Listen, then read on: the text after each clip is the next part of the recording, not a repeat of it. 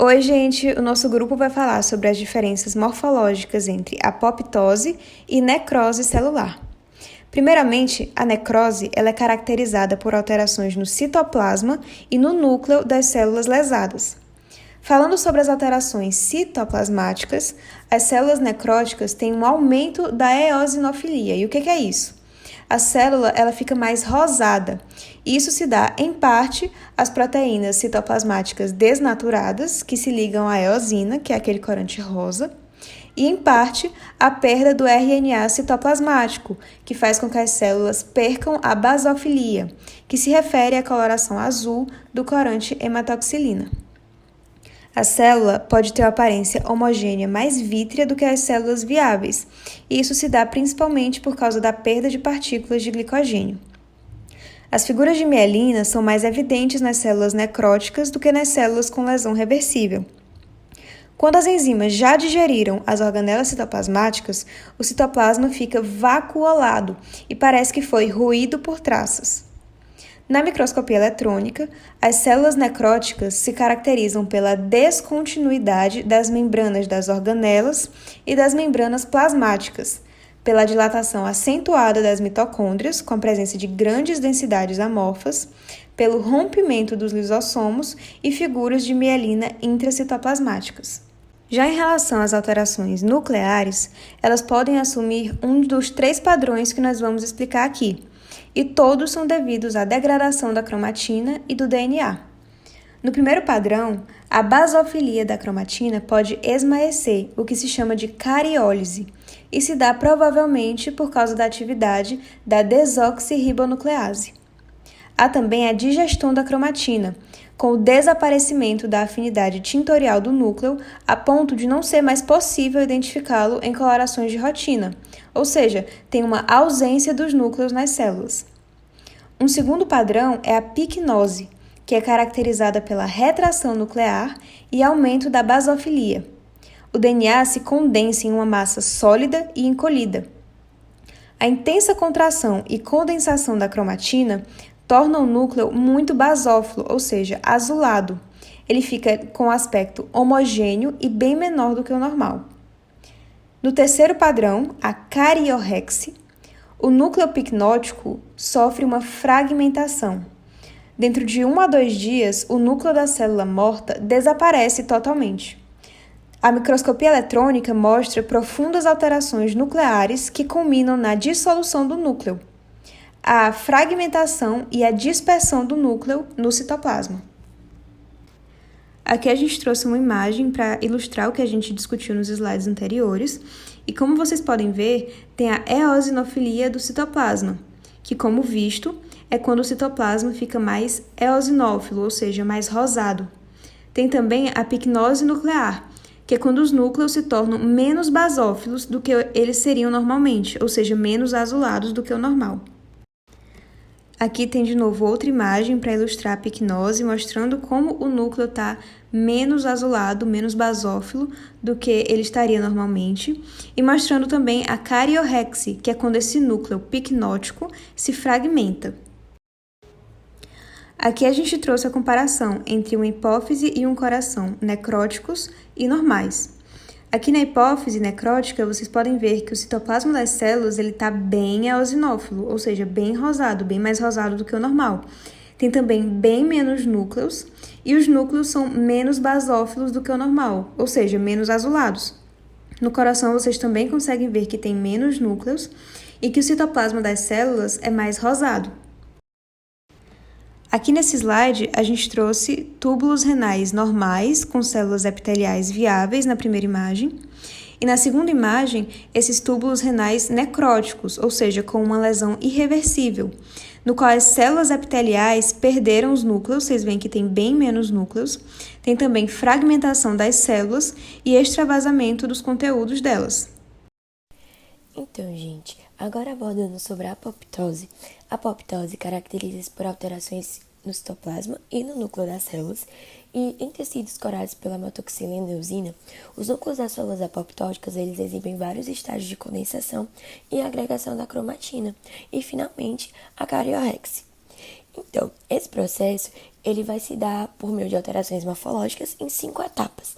Então, na primeira etapa, a cromatina, inicialmente esparsa em transcrição, começa um processo rápido de condensação e inativação. É aí que formam-se grumos grosseiros de heterocromatina no interior do núcleo, com alguma alteração do limite nuclear. A inativação do material genético vai levar ao desmonte do citoesqueleto e à sua desorganização, fazendo com que a célula deforme seus contornos e desfaça suas junções, protegendo as células vizinhas da transferência involuntária de resíduos tóxicos, e esses resíduos, poderiam causar alguma lesão ou morte. Já no citoplasma, progride o empacotamento de organelas pelo retículo endoplasmático e podem surgir vacuolizações. Já na segunda etapa do processo, o transporte celular vai cessar, a célula vai retrair e seu citoplasma torna-se cada vez mais denso e mais corado. Seus limites celulares e nucleares mostram-se irregulares e também vai haver uma intensa condensação da cromatina. Nessa etapa, pode mostrar-se em corpúsculo único e densamente heterocromático ou assumir posição marginal em anel ou em forma de capuz. E é aí que o núcleo disse estar picnótico ou em picnose. Agora, partindo para a terceira etapa do processo, o núcleo vai colapsar e enrugar profundamente, segmentando-se em pequenas esferas ou corpúsculos heterocromáticos para o interior do citoplasma. E esse processo todo é denominado de cariorrexis. Já na quarta etapa do processo, o citoplasma da célula inicia uma fragmentação derradeira e progressiva. Engloba os fragmentos nucleares em porções de seu citoplasma que se desprendem da superfície celular, e com isso vai formar os chamados corpos apoptóticos. Essa fragmentação final do material genético no interior de corpos apoptóticos libertos do meio extracelular é denominada de cariólise. Também podem desprender-se porções citoplasmáticas sem fragmentos nucleares, e essas porções são denominadas de bolhas citoplasmáticas. E, por isso, em razão de tais fragmentos serem rapidamente expulsos e fagocitados sem induzir uma resposta inflamatória, mesmo a apoptose substancial pode histologicamente ser indetectável. Então, por último, partindo para a quinta etapa do processo, segue-se uma remoção dos restos celulares da célula que sofreu apoptose por fagocitose das células vizinhas, por macrófagos teciduais ou macrófagos das cavidades associadas aos epitélios.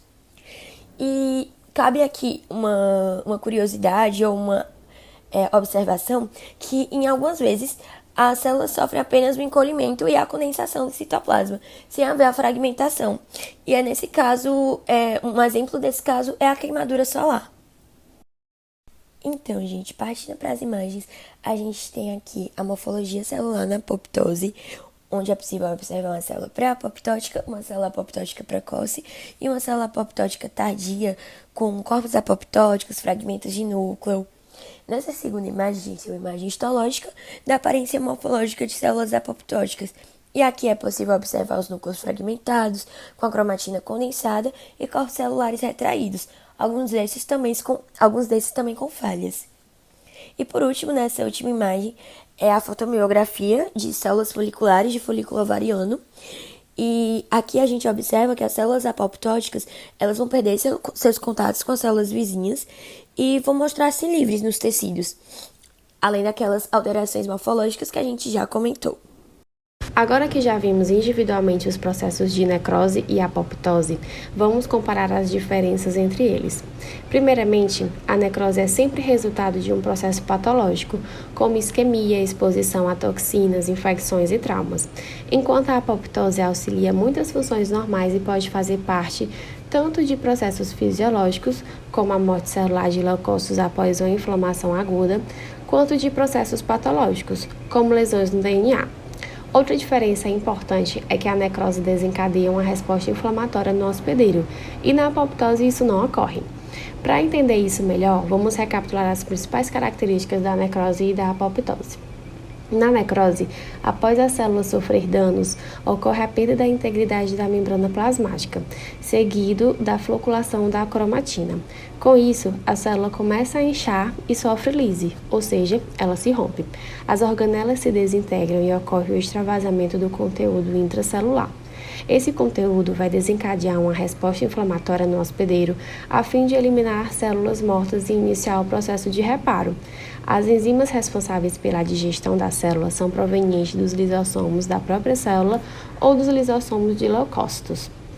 Já na apoptose, a membrana plasmática permanece intacta, ocorrendo apenas alterações na sua permeabilidade. Inclusive, essa permeabilidade da membrana é um fator crucial para a célula sobreviver ou sofrer apoptose e é controlada por uma família de proteínas. Quando as células são privadas de fatores de crescimento e outros sinais de sobrevivência, ou mesmo são expostas a agentes que lesam o DNA ou acumulam proteínas anormalmente dobradas, um grupo de sensores é ativado. Eles ativam membros pró-apoptóticos que se inserem na membrana mitocondrial, aumentando sua permeabilidade e, dessa forma, há o extravasamento de citocromo C e outras proteínas para o cortisol. É importante falar que esses sensores também inibem moléculas anti-apoptóticas. Em seguida, acontece a condensação da cromatina, o encolhimento celular, não há a desintegração de organelas, mas apenas a fragmentação do citoplasma em bolhas, formando corpos apoptóticos que são capturados e fagocitados por macrófagos. Como não há essa desintegração de organelas e nem o extravasamento de conteúdo, na apoptose não acontece a inflamação presente na necrose. Nessa imagem comparativa, mostra bem os processos de cada um.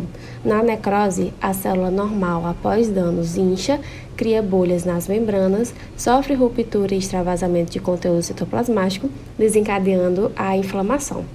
Enquanto na apoptose, há a condensação da cromatina, a fragmentação celular, corpos apoptóticos são formados e a captura desses corpos por fagócitos.